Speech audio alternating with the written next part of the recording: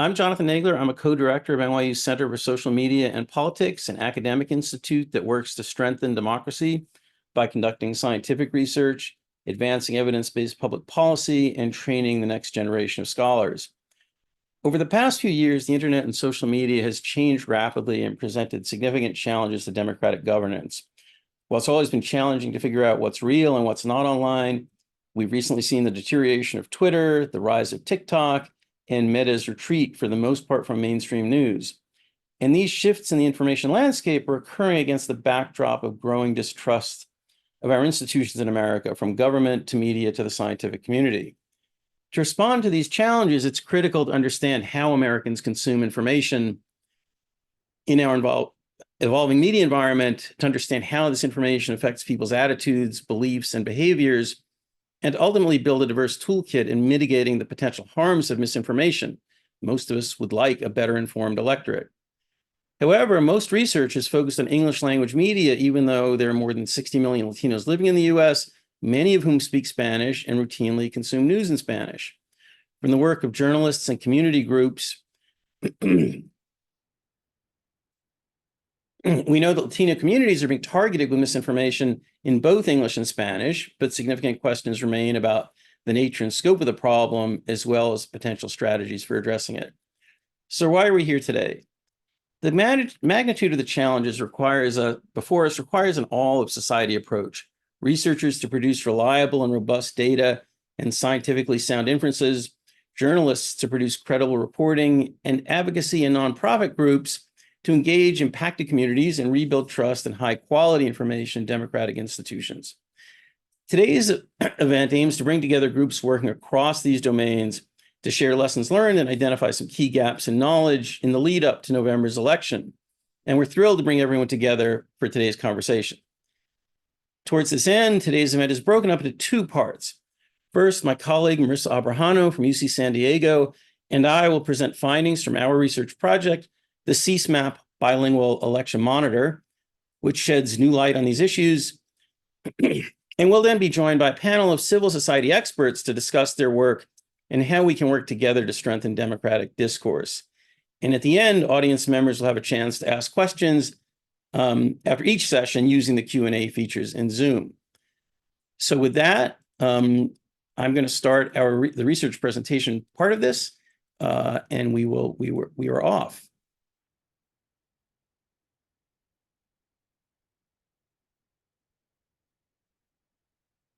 So we want to start by talking about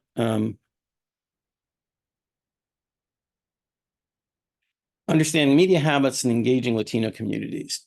So I already talked about the motivation basically, but we know that there are widespread reports that Latinos are being targeted with misinformation in both English and Spanish. Latinos may be particularly likely to encounter misinformation, as content moderation on social media is generally worse than in non-English languages. This might be surprising. There are no shortage of Spanish speakers, but even Facebook has admitted that they simply don't do this as well, whether this is for lack of effort or other reasons we can't be entirely sure. And very little systematic data exists on the scope of the problem or its effect on politically relevant beliefs. Again, we know Latinos are on social media. We know they use WhatsApp, for instance, more than whites. What we don't know is how are Latinos using social media relative to whites? How are Spanish-speaking Latinos using social media relative to English speakers or bilinguals? And does using Spanish language social media lead to belief in misinformation, which is a core question for us. We also want to know, what are Latinos doing on social media? We know they're there. Are they following politics? Are they consuming misinformation? Are they consuming political information? If so, from what sources? And are they talking about politics while they're there? And perhaps most importantly, does what they do on social media impact their knowledge or beliefs? Do Latinos being on social media lead to belief in misinformation? And in particular, being on Spanish language social media? Or does it lead to more political knowledge?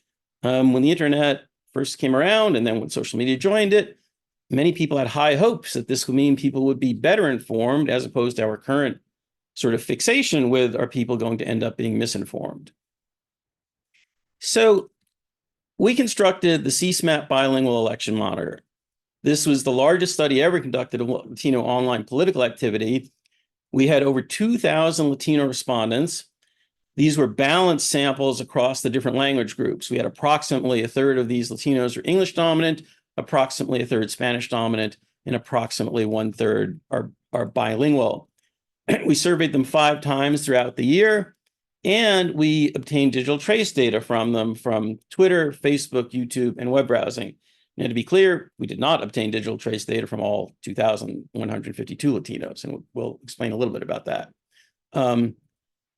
And we asked respondents to tell us about their social media use, to tell us about other media use. We wanted to get a very broad picture of their information consumption, of what their media environment looked like.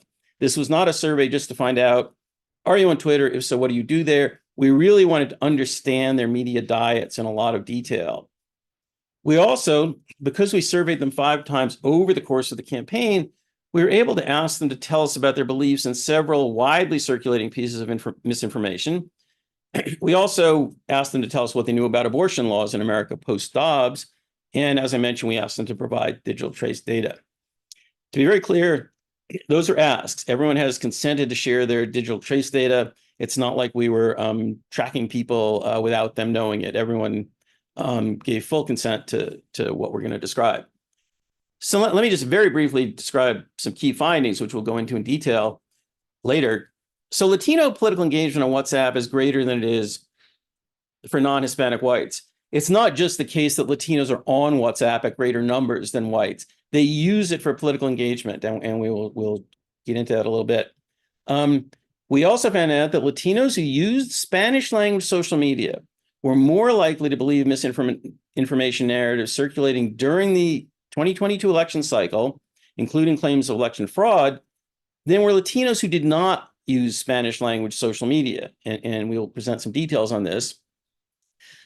Latinos were also more likely to rely on social media for information about COVID-19 without, we're not going to go into details on exactly what that led to, but for most of us, our intuition is if you wanted to learn about COVID-19, social media was probably not the best place to go. But we see that Latinos were disproportionately likely to rely on social media for that.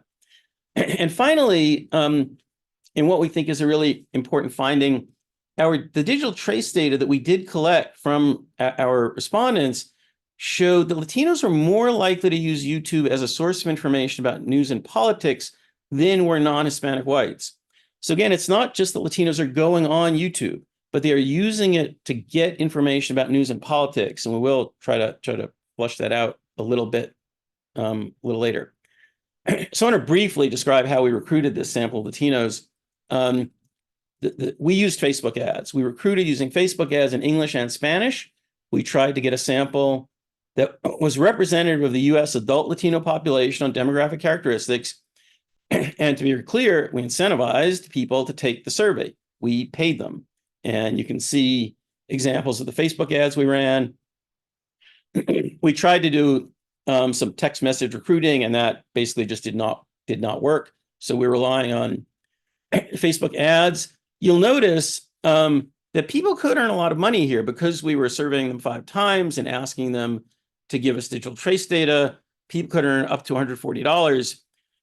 That meant there were some bad actors there who just thought, oh, this is an opportunity to earn $140. Great. So our technical folks did a lot of work to weed these bad actors out, to make sure that people left in our sample are people who demographically are who they say they are and are where they say they are.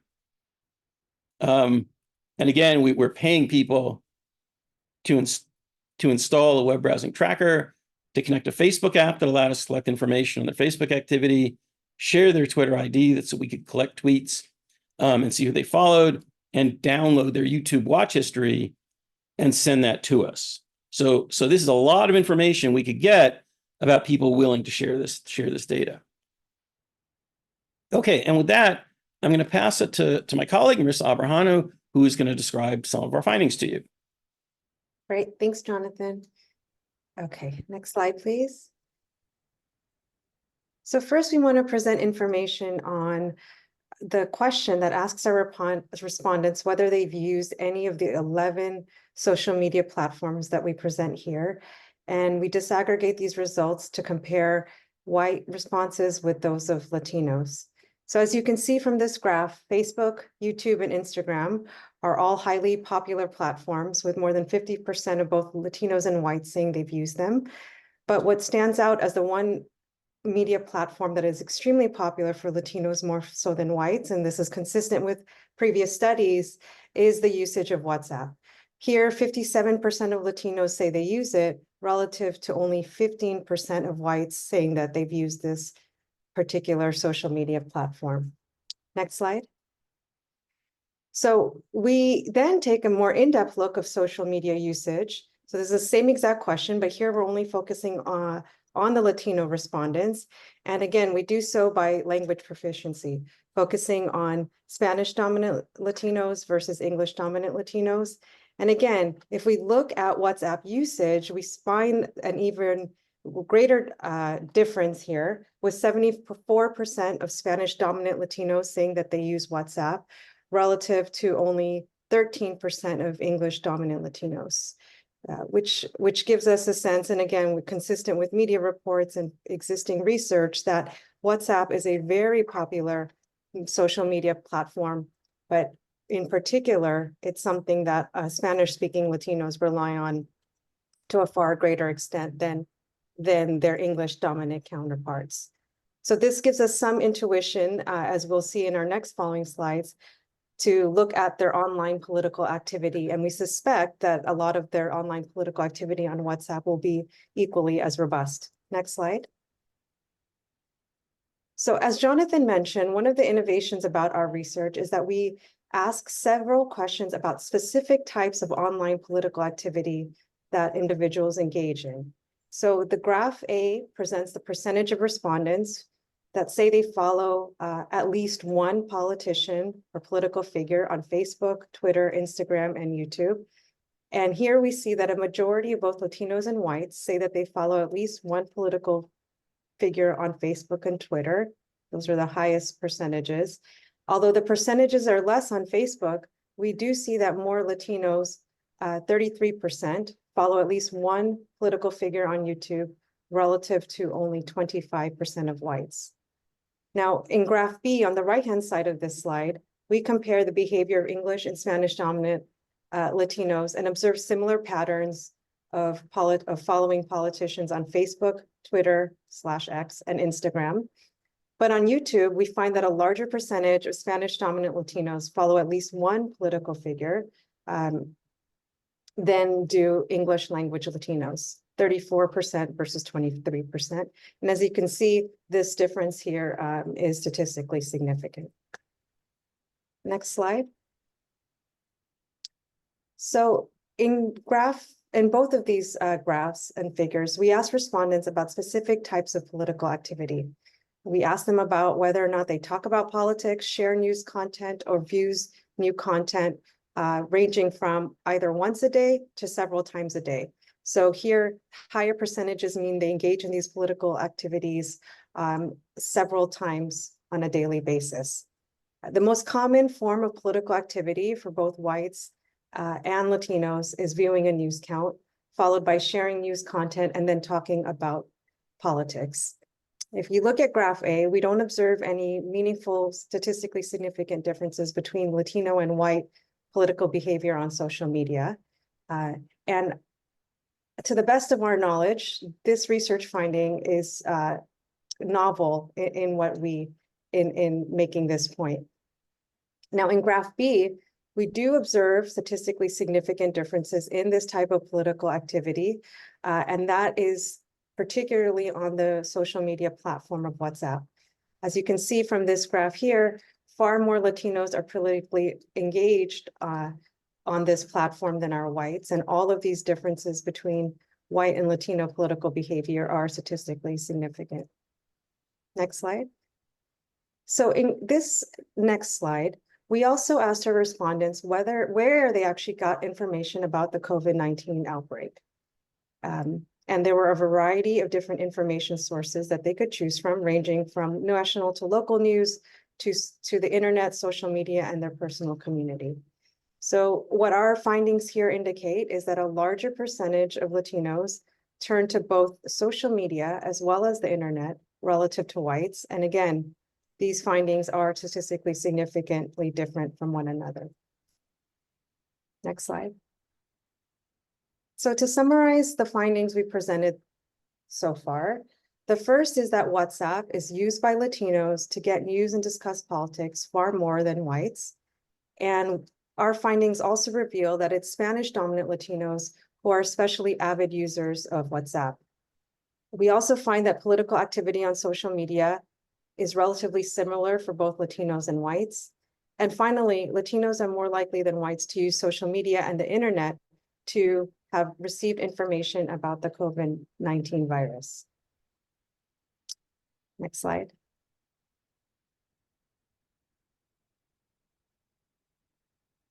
So we now turn to our analyses on Latinos' beliefs in misinformation and political knowledge. Next slide. So altogether, we asked respondents for their responses on a total of 7 different false narratives. And we selected these particular narratives because they were top stories surrounding the months before and after the 2022 midterm election, which is when our survey was fielded. These false narratives were drawn from the fact checks published by one of 3 sources, AP News, Univision, and Fact Chequeando. And these are the first 3 narratives that we asked about, ranging from information about immigration, homeland security, confirming that Venezuela is purposely freeing inmates and sending to the US-Mexico border, and then a question that had received some conversation and by the media as well about Hurricane Ian relief. Next slide. The remaining 4 misinformation narratives focused again on very timely and salient events when we fielded our surveys. The fourth one asked about the Dobbs decision and whether or not Planned Parenthood clinics have closed down across the country. A very popular story about COVID-19 vaccine and the dangers that it would provide to breast milk, US aid to Ukraine, and then irregularities in the voting sites in Maricopa County in Arizona. So we note that all of these narratives are false. And in this slide here, what we do is we present the percentage of respondents who believe that who believe in these false narratives, and we disaggregate our results by whether or not our Latino respondents say they either use English social media or Spanish social media for news and information. So what we find is that across all 7 of these narratives, we find a larger percentage of Latinos who use Spanish language social media are more likely to believe in these false stories relative to Latinos who say they use English language social media for news. Next slide, please. We then go on to statistically analyze the estimated effect of social media usage on beliefs and false narratives. So when we look at these effects individually, we find that with the exception of the one false story about Planned Parenthood, that those who use Spanish language social media does predict beliefs in false narratives. Now, when we pool all of our estimates together, we find that Latinos who use Spanish language social media are 15% more likely to believe in false political narratives than those who use English language social media for news. So this effect size that we get, which is 15%, suggests that social media and the language of that social media in particular exerts a substantively meaningful effect on Latinos' beliefs in political information. Next slide. And then finally, we did also do some research regarding beliefs in electoral fraud in the 2020 presidential election. And once again, we find a similar pattern. So Latinos who relied on Spanish language social media for news were more likely to believe that a US state had declared an incorrect winner relative to Latinos who didn't rely on Spanish language social media for news. And these results hold even when we condition for a whole range of individual characteristics such as age, education, and other demographic characteristics. Next slide. So now I'm going to turn it back to Jonathan, who's going to present our findings on the digital trace data. Okay, thanks, Marissa. I'm going to try to go through this very quickly so we have a little bit of time for questions. So basically, by collecting digital trace data, we can observe very fine-grained information, and I'm just going to want to highlight a little bit of that. What I'm showing here is the percentage of people who across, and this is a comparison of whites and Latinos across 4 major platforms here: Twitter, Facebook, the web, and YouTube. And the thing to notice here, I think that's interesting, is that on the bottom row, we're looking at political news visits, and we see on the bottom right that Latinos are just more likely than whites to use YouTube for political news. 72% of them watch at least one political video, and 63% watch at least 5 political videos. Now, whether you think 5 political videos is a lot or a little, I don't think is the point here. I think the point for us is that they're simply doing it more than whites are doing it. And when we look at now we're comparing Spanish-speaking Latinos with bilingual Latinos, and what we see here is on Twitter, for instance, bilingual Latinos, they're not relying on CNN, Telemundo, Univision, but if you look in the bottom left corner, they are following a lot of Spanish language political news. And so this makes us very interested in finding out, okay, what sites are they following? Are these reputable news sites or not reputable news? And we see a very similar thing when we look at YouTube.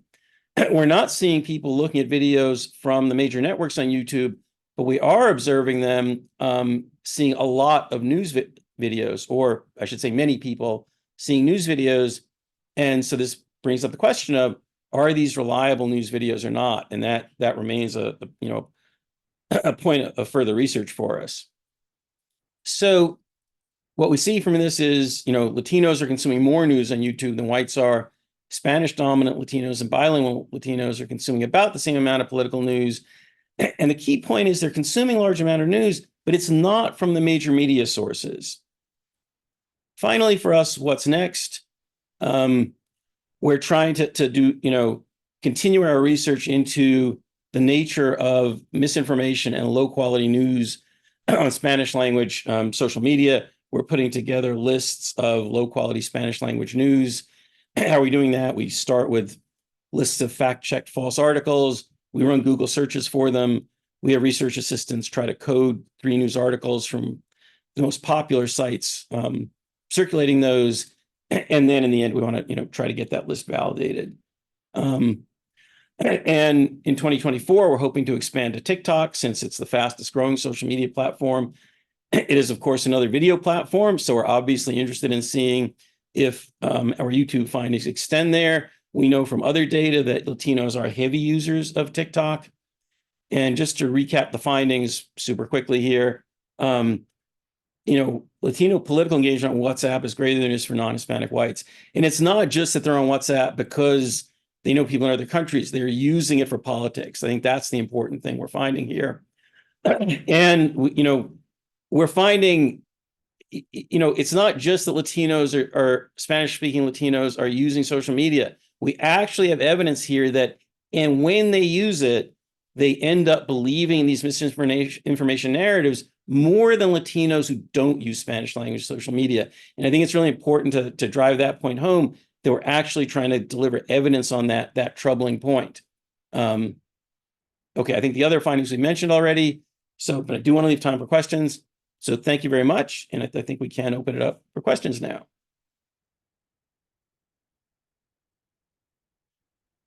And okay, we have a few questions in Q&A. One person asked if the findings we had are relative to social media users or non-social media users. I want to emphasize the findings that Latinos who use Spanish language social media are more likely to believe in misinformation narratives. That was what Marissa went through at the end of her slides. That Spanish language those are Latinos who use Spanish language social media relative to Latinos who do not. The key variable here that we're measuring is using Spanish language social media. It's not a question of do you speak Spanish versus not speak Spanish, and it's not a question of Latinos versus English. Okay.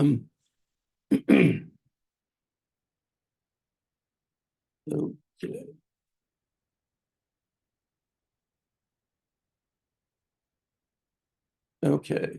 We have a question about did the research observe interactions with state-backed Spanish language media? And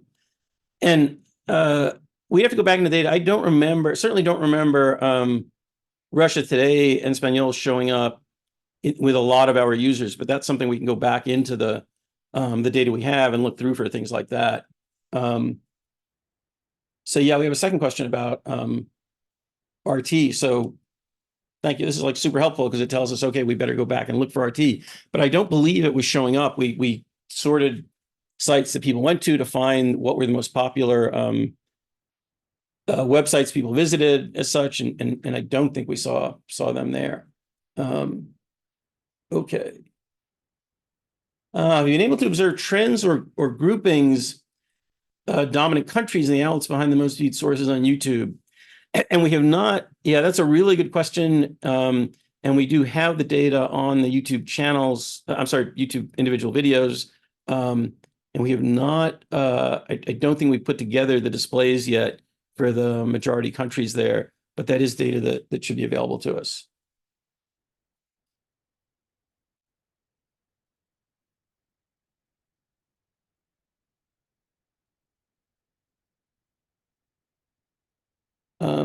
Okay, do we have other questions that people want to throw into chat? Oops. Okay, so the question, how was Spanish language social media defined? So we did a lot of work to identify the language of, the preferred language of the respondent. For the language of the social media that was being read, yeah, I mean, in some sense, we're responding on platform categorization of this, but also for a lot of this, we are asking people. Don't forget, we literally ask them, did you use Spanish language social media to look for news? And so there's some of the results you were seeing, that again, those last slides Marissa presented, that's based on a self-report of people telling us that they use Spanish language social media for news. Within the digital trace data, we're able to rely on actually observing what they may have seen in some cases, and then we would typically rely on the platform characterization of language. And I think with that, I'm going to hand this over to Zeev Sanderson, CSMaP's executive director, and he will begin our panel discussion. Thanks so much, Jonathan and Marissa, and thanks to our panelists and audience for being here today. Jonathan and Marissa, you can go ahead and turn off your cameras if you'd like, and the panelists, I invite you to turn them on now so everyone in the audience can see you. As Jonathan mentioned, I'm the executive director here at NYU Center for Social Media and Politics. And before we jump into the panel, I just want to reemphasize something that Jonathan mentioned in his introduction, which is that the magnitude of the challenges that we're talking about today really do require an all-of-society approach, right? Researchers to produce the type of robust data that Jonathan and Marissa presented, journalists to produce credible reporting, and advocacy and nonprofit groups to engage impacted communities and rebuild trust in high-quality information. To that end, I couldn't be more thrilled to have such an incredible group of experts with us today to talk about their approaches to tackling these challenges. As a brief run of show, I'm going to introduce each panelist and give them about 5 minutes to talk about their work. And after that, we'll open it back up for Q&A. And I'll invite Jonathan and Marissa to come back for Q&A, and hopefully we can have sort of a lively conversation amongst us. And my role as moderator, hopefully, is to do very little talking after this introduction. And so I encourage panelists to also ask each other questions. And for folks in the audience, just a reminder to use the Q&A feature in Zoom. So let's jump in. So first, I'm delighted to introduce Roberta Braga, the founder and executive director of the Digital Democracy Institute of the Americas. DDIA brings together insights and actors from across the hemisphere to shape a more participatory, inclusive, and resilient digital democracy. Roberta, it's great to see you. And I know you've done a lot of research in this area that we've talked about for years. And I would wondering if you could tell us a little bit more about your new organization and what you found in some recent work that you've been doing. Hi, Steve. Hi, everyone. Hopefully you can hear me. I'm in a hotel lobby in Miami today, actually, although usually based in Washington, D.C. So I'm really happy to be here. I've worked with Laura, I've worked with Evelyn before, Norberto, so really nice to be together. So thank you for that really great introduction, Steve. DDIA has been around only since November. We are a spinoff NGO from Eckes Institute, where we used to be a counter disinformation department that was very much focused on Latino communities in the United States. And so essentially what DDIA is doing is we are trying to deepen the understanding of what the impact of disinformation can be on Latino communities, including how frequently people are coming across this information, to what extent they're believing it, which kinds of narratives are sticking, and who are the people that both come across and tend to believe disinformation.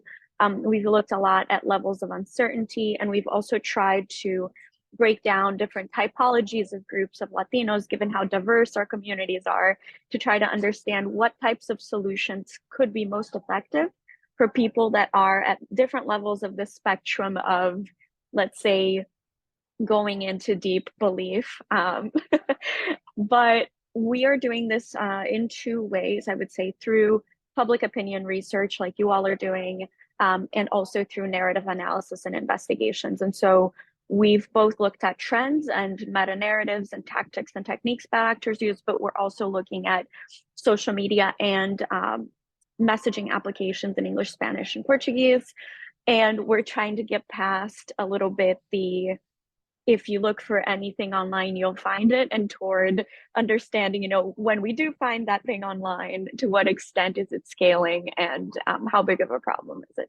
So I'll leave it at that, except to say at the end that in addition to the wonderful presentation that just came before, I wanted to reaffirm that our research has shown quite a few different things, and I'm happy to share these in the chat later.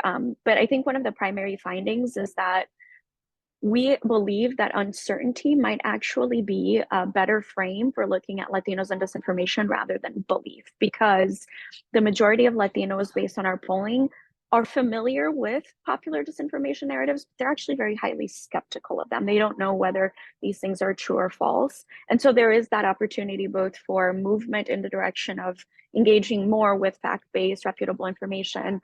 The other thing that I wanted to highlight that I think is interesting for how we approach solutions, which I know we'll talk about later, is our research has shown that it does not tend to be the low information, low education Latino voter that sees and believes this information, that the people who are seeing and believing those more are actually people who say they have really high levels of political interest and political engagement, who are consuming more partisan news and information, and who already tend to have those conspiratorial tendencies, which isn't all that surprising. So I'll stop it at that, and I'll pass it back to you, Ziv. Thank you so much. Yeah, that's been a fascinating finding that it's actually folks who tend to consume more political news rather than less that might find themselves in these sort of information environments at times. So yes, definitely going to come back to you at the end Q&A. I have a bunch of follow-up questions, but I want to turn things over to Laura Zomer. Laura is the co-founder and CEO of Fact Chequeado, an initiative created to counter mis and disinformation within the Hispanic and Latino communities in the U.S. She is also a Knight Fellow with the International Center for Journalists. Laura, you released a report last year about disinformation narratives in Latino communities and what journalists are doing to counteract them. I wanted to invite you to talk a little more about that work and what you're hearing from journalists who you work with on the ground. Yeah, then first of all, hi everyone, hi all the Roberta, Evelyn, Norberto, thank you for your work, and thank you YU for put together this conversation. I'm going to talk about the report from last year, but if you allow me, before I want to talk about what I just listened from Roberta and also the colleagues that present the research. From Fachequeado, some of the findings are confirmation of the hypothesis that make us launch the project. I'm based in Buenos Aires, Argentina, dealing with this information in Spanish since 2012. And from my perspective, there's no new conclusions. It's just that now there are people paying more attention for a huge problem that no one addressed in some ways that colleagues from outside were addressing. That's one of my first point for all the ones in the audience. The second is for sure that we need more research like this, or research that Roberta is doing. Research not just to have on papers, but also to have implementations in the real life. The conclusions that show us that it's not that Latinos are more vulnerable because they are Latinos, for sure, is because they are in an environment that make us be more vulnerable due to differences in their language. Some of them are not proficient in English. Some of them have just different cultures and approaches. They came from countries with completely different electoral systems, completely different health systems. And then they are not necessarily used to follow the rules that the Americans, white people, are using since they're born. And I think that is especially important if we are trying to be effective tackling this information in Spanish in the US. What are bad actors doing effectively is filling gaps that reliable information and uses and researchers and public policy experts are leaving. There are not many offered in Spanish for Latinos' interest in politics, addressing the topics and the issues they care more about. And I'm gonna stop there and just present and share with you the research from last year. What we did last year is Fachequeado is a collaborative initiative. We just want to try to put together all the efforts that were dispersed, trying to tackle this information in Spanish in the US and be more effective in our answer. We don't want to repeat the same fact checks 3 times, one in Newsroom, in Telemundo, another time in PolitiFact in Español, another time in Fachequeado, because we don't have enough sources to allow us to do that. Then what we want to do is just to collaborate, to put our effort together and to focus on what we need to focus. That is, how can we reach the people that need us the most? And how can we reach us is being in the places where they get their information and the places where they are having their political discussions. And as the results show us, the result from today, but also the results from Roberta's team and the Pew Research show us and Nielsen report, we need to be in WhatsApp with an important offer of reliable information in Spanish, ideally bilingually, but at least in Spanish. We need to be in YouTube, and just to share a frustration with you or a talent, Fachequeado is not today on YouTube, because we don't have enough sources, we don't have enough team. If we don't plan to have a really good strategy in YouTube, we are just wasting our money, because the algorithms are not going to show us. Then we need also to work with people working with the policy strategy, with the platforms to try to change in a way this. Then the research from last year, we did it asking our partners. We have answers from 15 media that are Spanish media, in general, local and small media in the US, which were the main disinformation topics they've been addressing in the 2 years before. And then mention different ones. The main topic is migration issues. The second is political issues. And the third one is health problems or health themes. And we also asked them, and I'm going to share the report, and you can just take a look and reach us if you have any question. We also asked them where they identify biggest gaps of reliable information in Spanish. And again, migration procedures are one of the main topics. Vaccines were much better on that, because after the pandemic, we have more information in Spanish related to vaccination than what we had before. But I think there's a lot of, this is just a first overview, but there's a lot of agenda to explore and to go deeply based on that report. Thank you. Thanks so much, Laura. And I think this will sort of work really nicely with the project that Evelyn's going to talk about next. So Evelyn Perez Verdia is the founder of We Are Moss, a strategic consulting firm in South Florida that focuses on multicultural communications content to counter disinformation. She's also a 2024 visiting fellow at the Information Futures Lab at Brown University. And Evelyn, I'm really excited to hear about this work. I talked to Claire Wardle, one of your colleagues on this, about this project a few months ago, and I have to say this is like one of my favorite, most innovative sort of designs that I've heard about recently. So I would love if you could talk about this pilot project you did where you collaborated with 25 leaders in South Florida to better understand the information gaps in Hispanic and Latino communities. Yeah, so would love to sort of open it up and have you talk about that. Well, Steve, thank you so much. And I really enjoyed listening to Marisa and Jonathan just recently, because everything they said is exactly what we're seeing in our own groups. We had the pleasure to have Fact Chequeado as one of the experts in this program with Tamoa Calzadilla. And I have to say that the number one thing that we have to think about, and that's why this is so important, is about the importance and the power of collaboration. I think that sometimes we have people that want to go their own way, or they don't want to invite you to different things. And you see like this, when we're all trying to do exactly the same thing with our communities, we're trying to get our communities informed. So I have to say that before connecting with Brown, I've been working with the Hispanic and diaspora communities in Florida for over 20 years now, and nationally. And it was always something that we constantly saw, aside from a firm, but as advocates, we saw that our communities want information. Our communities want to become involved.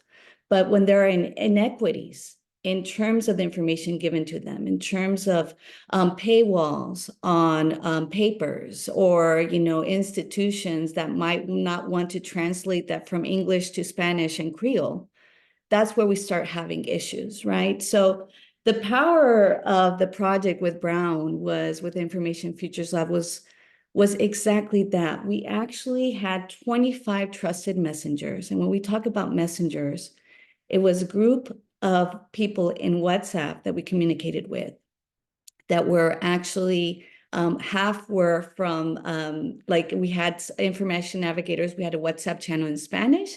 We had a WhatsApp channel in English. Everything we did was in English and Spanish. And the trusted messengers came from a hairstylist to a construction worker to an advocate from a nonprofit in the Hispanic community. And they all got together, and what did we receive back? From November 2023 to December 2023, we received over 544 questions where we really didn't go into specifics of asking about anything about politics. We just asked, what are you hearing in your communities? What are people bringing back? Are there any rumors that you're hearing? And aside from that, it was very interesting because what we received back showed us that there were so many needs. From 27.9% of the questions were about safety to around 17% were about the economy. But when you got deeper, and I think this goes exactly with what Jonathan and Marisa were talking about, we went into the interdomestic piece, the international and domestic piece. And I think it's really, really important when we look at these inequities where we see exactly what you're seeing. You're seeing that more Hispanics are going to YouTube and are going to these publications like WhatsApp to get information, because what is important to us is always culture, language, right? Where we came from. Hispanics want to know what's happening in their country of origin. As we saw recently in Pew Research last week, 5 days ago, they showed that around 69% of Hispanics were receiving news from Hispanic media sources, and then 72% were concerned or wanted to get news about their country of origin, right? And then you see like US born, and I think this is the key point in our conversation. And I think it's a key point that a lot of organizations don't understand. Hispanics, US Latinos, and we can put that 1.8% of the ones that call themselves Latinx too, because that's a 1.8%. But all of us, right? No matter how we call ourselves, really see things differently based on where we were brought up, right? So I think that when organizations, and I've seen many organizations, that they have the funding, millions of dollars, right? But they're targeting our communities as if Hispanic born, that are now US voters in the United States, right, are US born voters that are Hispanic or Latino. And we're very different. We've talked about this many times. It's all about messaging. It's about how we communicate.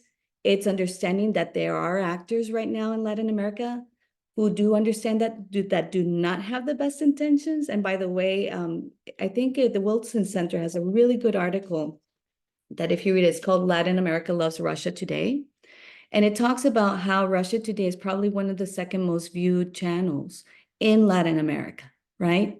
We have content and the feedback loop of information coming from Latin America, of actors in Latin America to the United States and forth.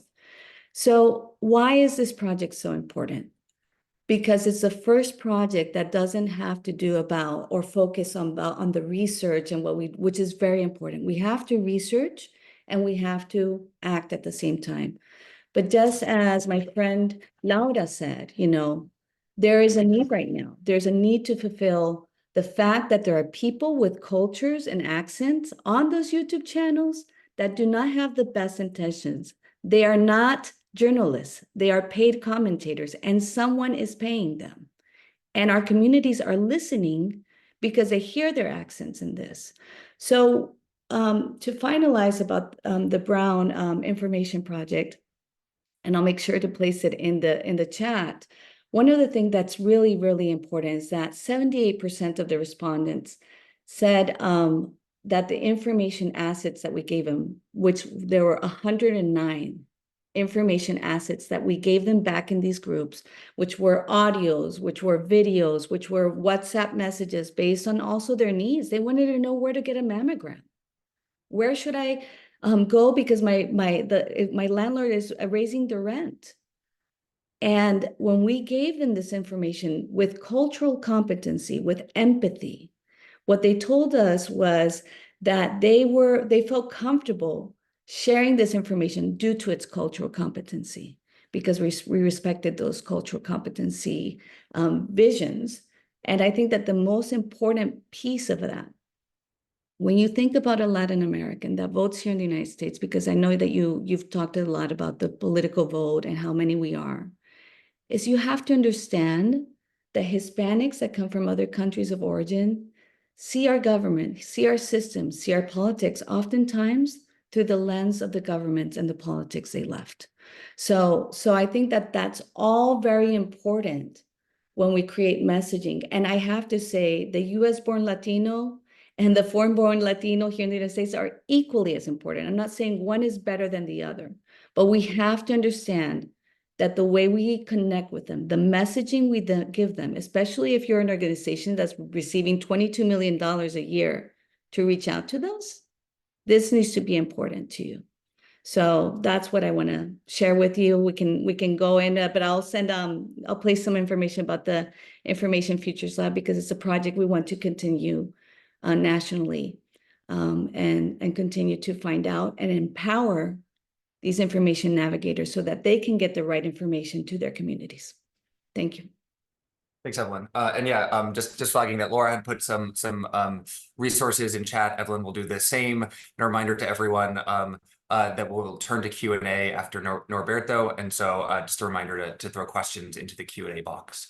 So yeah, I'm really excited to have Norberto Briseño with us today. He's the social media director for Voto Latino, a civic engagement organization focused on educating and empowering a new generation of Latinx voters, as well as creating a more robust and inclusive democracy.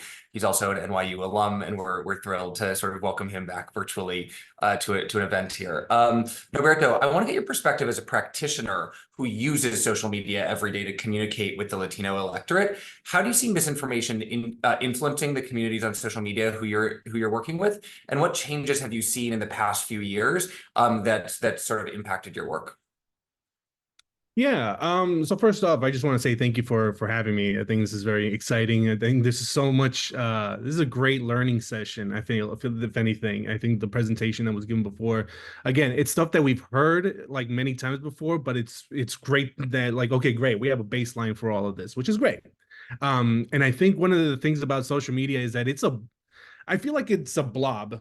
It's always changing, it's morphing, it's definitely different in the way that that I, was raised on it. I think, I've been doing content for Latinos for over 10 years at this point. Before this, I was one of the co-founders of Better Like on BuzzFeed, doing skits, doing taste tests, doing all that, fun stuff.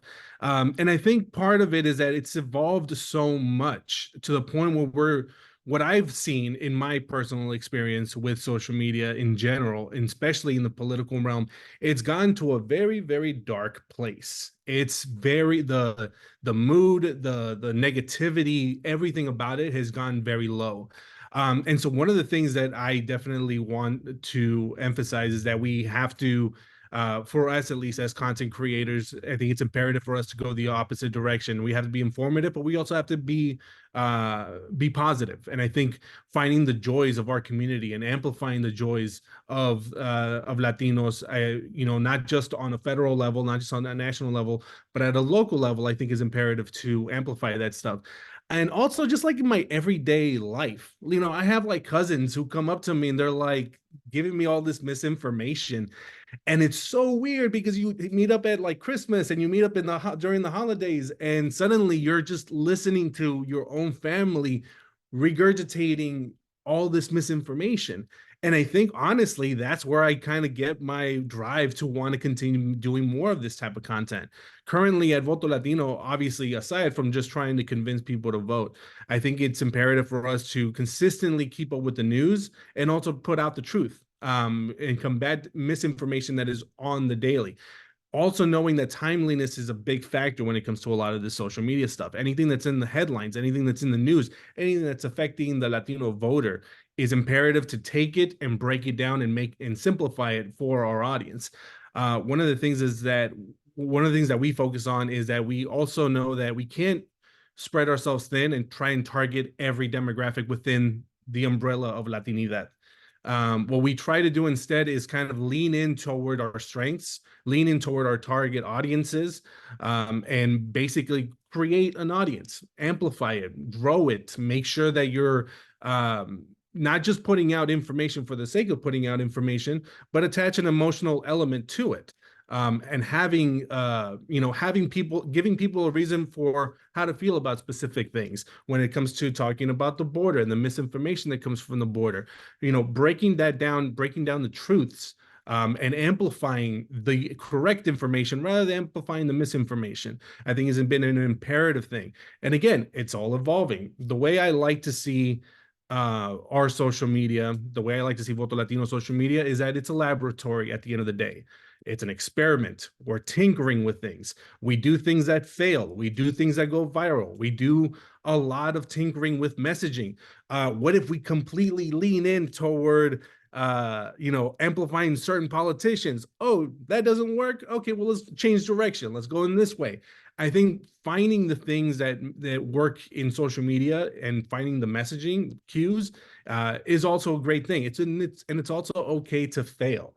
I think one of the things that I've learned over the last 10 years is that the failures is where you learned a lot of this stuff. And again, the thing is, whatever works this month probably is not going to work next month or 6 months from now. And I think that's where the trends come in, understanding the information, always keeping afloat to and being, being in the know of what, what people are enjoying, what people are liking, what memes are being sent around on WhatsApp, what are people consuming, what are the frames for specific memeology, right? I think that's something also that is imperative to understand. What are my cousins sharing? Because at this point, I'm a 35-year-old man, and while I like to think that I can look at graphs and look at research, which is very important, I'm not in the mindset of somebody who's Gen Z, somebody who's, Gen Alpha, who is completely, has a completely different way of viewing the world of politics and the world in general. So I think that's something that, I try to adapt to as well. And also making sure that we are surrounded by people who are young, who understand the game a little bit better than I do. Again, who knew that 5 years ago this thing with TikTok would, break off, right, and become this huge thing? Well, we got to get in there and start experimenting too. So I think it's very, it's great to be able to experiment, and I have the great fortune to be able to experiment and try things out. And not only that, but like as a content creator, I just love doing this stuff, but also driving the content creator within my own team. They're always very afraid to put themselves on camera. They're afraid to do content that might be a little edgy, and my thing is like, no, go for it. That's how we learn. We can't just be putting out correct information. Correct information tends to be very boring. We have to do it with style, with flavor. We got to do it with some, I know it's such a cliche word. We got to do it with some sazon, con un poquito de chile y limón, right? Like, I think that's something that's so imperative. And again, having the information is great, but how we present that information is equally important. That's why it's also, like everybody has said here, collaboration is imperative. Collaboration with responsible collaboration with celebrities and influencers. And I say responsible because we can't just have a celebrity coming on camera being like, hey guys, let's vote. No, I want you to be useful in some way. Present some actual information. And being able to have these responsible collaborations is imperative. So, so I think there's all that good stuff. And again, the way that I see it is that we have a lot of this information that's been presented. We have a lot of information that is also evolving, and I think it's exciting, and yet it's a very you notice, you read it, you see it when you go on Instagram, when you go on TikTok, the amount of negativity that is going on, and I think that's ultimately our number one enemy at the moment. Misinformation contributes to that, but it's very much how people are very much disengaged with politics. Heartbroken is another word that's being thrown around. We don't care about either side. There's a lot of people that are very much like, I don't care about Democrats, I don't care about Republicans. I'm just disassociating with what's happening. And I think that's the biggest danger, is to make sure that people understand and know that they have to be engaged and that's why we try to amplify local elections. We try to amplify local politics, feel good stories that remind people that their vote matters at the end of the day, so that we don't necessarily get an audience that is indifferent to what's happening. We need them engaged. And I think that's something that we're consistently working on. And it's no easy feat, but this is why we have these conversations, and so that we can all learn something. So yeah. Thanks so much, all. This was great. I want to welcome Jonathan and Marissa back in for the last 15 minutes for Q&A.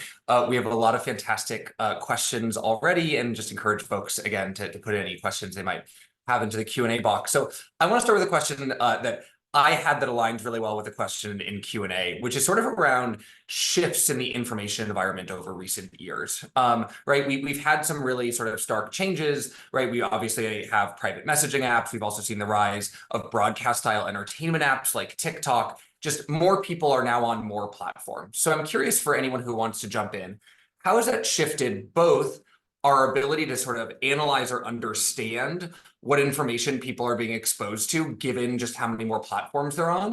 And then on the flip side, also, both Laura and Roberto mentioned, needing to reach people where they are. How the sort of expansion of platforms has also changed the way you all think about, meeting people where they are in the sort of media or formats that that they're consuming. So yeah, I want to open that up, and then we have many more questions and six fantastic panelists. So just a reminder to be brief here.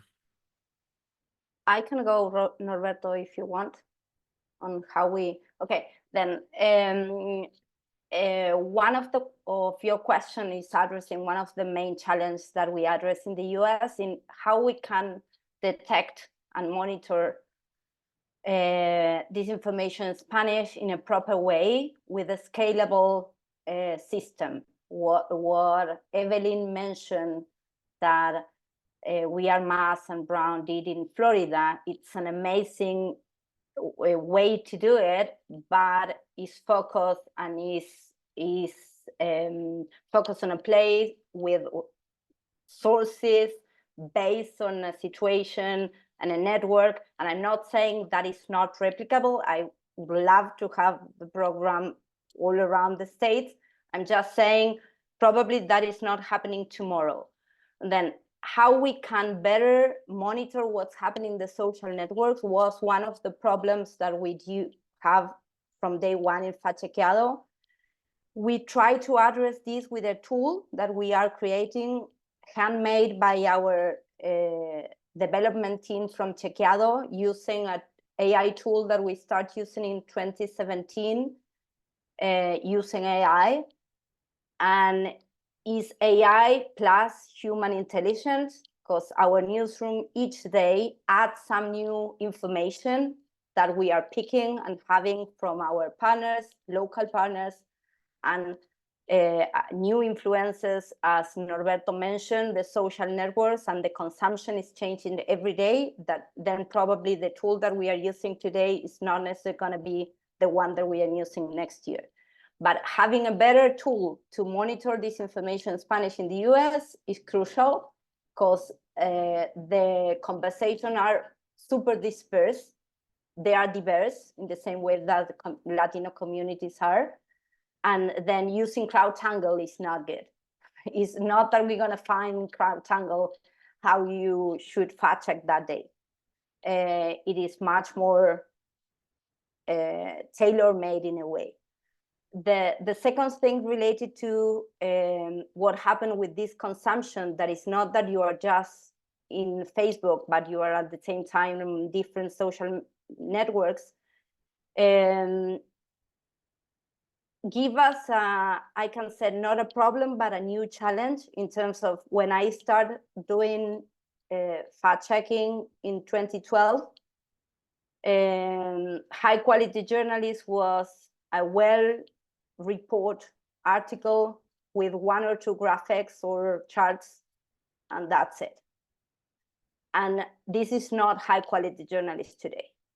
Today, for the same piece, we need to invest also probably for an audio, for WhatsApp, for the older people, a reel or a TikTok video and an Instagram graphic or so. Then I'm not saying we are doing it perfect. I'm just saying it is expensive, it is time consuming, it needs people that, as Norberto mentioned, are creative, are good on that.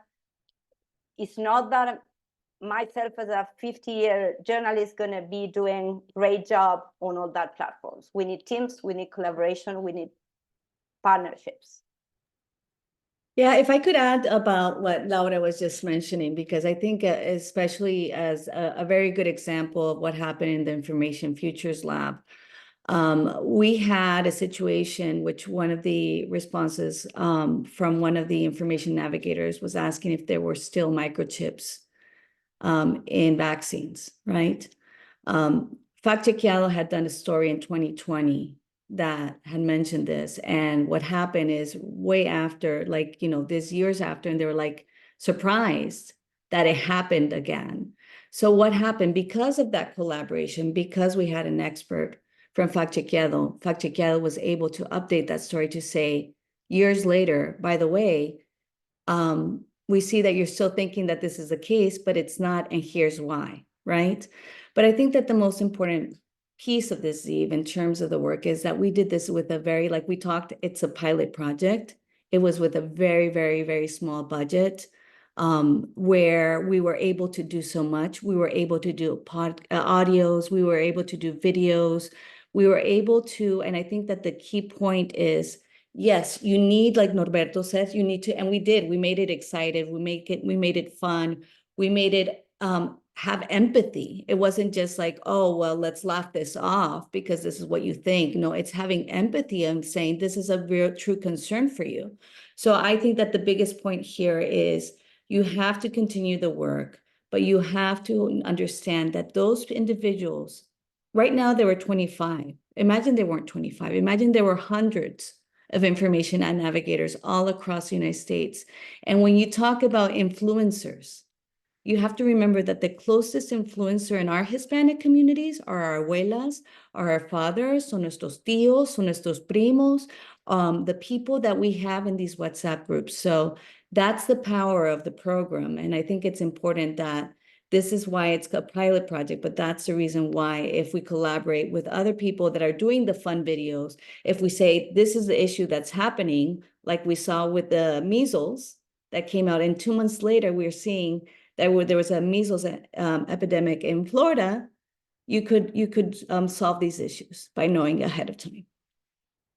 I saw Roberta and Jonathan want to jump in. Roberta, do you want to go, and then we'll move to Sure. Jonathan? Thank you, Steve. I actually wanted to really build on a point Evelyn made. I think the silver lining of disinformation nowadays is that it's predictable. People who've been in the space for years now start to recognize that the meta narratives and the tactics that bad actors use to manipulate us on the internet have not actually changed that much. Fundamentally, they get recycled pretty often. And what ends up changing are the claims that underpin those meta narratives and the ways those tactics are applied with new technologies. But if we can pull ourselves away from the distractions of everything that we see on the internet sometimes that we're drawn to addressing, to really focus on those connective pieces of tissue, I guess, and addressing those through all of the solutions that were brought up today, I think that can be really meaningful as well. And so to Evelyn's point, like the collaboration piece is super important. The second point I wanted to make was also building on what Lauda said and what Evelyn said, which is that sometimes in this space, it's so complex and so nuanced that we get stuck kind of thinking, and Norberto made this point too, comparing solutions, but our research has actually shown that all of the solutions that we've tried work. They just need to be better applied for the groups of people that would benefit the most from those specific solutions based on their engagement with this information and how they kind of engage with information. Because it's not either you do fact checking or you do inoculation and pre-bunking. It's both of those things, but perhaps the fact check is the best solution for a person that believes like 1 in 16 false narratives, and the inoculation or depolarization exercise is best for someone that believes 10 of the 16 narratives. And so I think it's also about doing more work to find the people that need those different interventions and then actually getting it to them. So yeah. Jonathan, don't jump in. Yeah, I want to make two points relevant to this. I think the whole notion that we're now in such a multi-platform environment, and that's why we're trying to build out this election monitor so that we can get information from people about their activity on whatever platforms they're on, whether it's TikTok or YouTube or whatever. We just want to get all that information. I want to make a second point though, in terms of the role of organizations, both civic society organizations and sort of labs like ours, that for this case of getting to find out what's actually going on, we would actually like the government to step in here and help the way the European Union has. Like, it would be nice if the US government actually helped us all out by telling the platforms, hey, you have to make this data available. It would help all these civic society groups do what they want to do.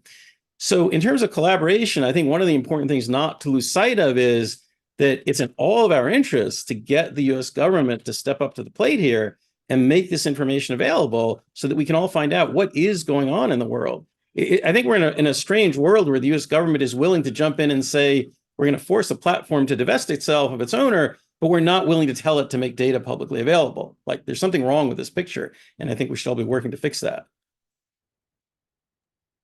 Yeah, so we have just a couple minutes left here. So I want to end on a positive note, which is building on something that Roberta mentioned, which is what are the sort of solutions? Maybe solution is the wrong framing. What are the things that we know that sort of will help us make progress in combating misinformation going into 2024, sort of knowing that this is not exactly a solvable problem, but nonetheless, there are some really, we've developed quite a long way in our understanding of what interventions sort of have efficacy. So what should we be sort of investing our time and money and efforts in this year as we lead up to the election? Roberta, I see your hand raised. Thanks, Steve. So I think the one point I wanted to remake, and Steve, this is actually from a presentation I saw you give a few years ago, which is that we need to remember that false and misleading information is actually not the majority of news consumption or information consumption for Latino communities. Most Latinos in the United States are very much skeptical, very much resilient, and I think starting to recognize the things I mentioned earlier, the meta narratives, the tactics. And so that is a huge positive note. And I think we forget sometimes because we're trying to address the challenges, but like actually most of us are not believing everything we see on the internet. And in fact, we are super open to being those trusted messengers for our families, like Evelyn mentioned. And we're getting to being better at that. Just sometimes we get silenced by the more extreme views in places like WhatsApp groups or what have you. But so that's one point I wanted to make. And then the other is I think we need more investment in connecting with communities on the ground. So that's something that we're trying to do with our research. Like we don't want to do research just to deepen understanding. The idea is that deeper understanding would then help inform really great grassroots organizations' efforts as well. And so to Norberto's point, experimentation, I think is really interesting. We need to keep doing it. We're doing a series of 10 inoculation videos this year where we're going to replicate something done out of the University of Cambridge in the UK, but adapted to Latino communities and test that out. And so, I think we're all doing different things that are super valuable in different ways. So just, reach out to us, I guess. And Evelyn already put her email. I think Laura did too. I'll put mine, but count on us for whatever you might need. And then the last point I wanted to make is, and I think we talked about this earlier, it's not the case that our communities are gullible. We are not necessarily always being targeted. It's just that when there's a higher volume of disinformation, we're bound to be exposed to it at higher rates. And we're all just reacting skeptically to weird things on the internet. And so I think it's also important to kind of frame that conversation too when we're talking about this set of issues. It's up there. Unfortunately, we are out of time. This was both a fun and challenging moderation job for me, in that I was just having so much fun listening to you all that I needed to remind myself that we're at 4:15, we needed to wrap. But I just want to thank especially the panelists for joining us today and sharing all of the amazing work that you're doing and your sort of expertise and insights with us, and of course the audience for coming. We'll follow up with a recording of this, and we've also downloaded the chat so we can make sure to include the resources that our panelists shared as well. So thank you all, and I look forward to sort of continuing the conversation.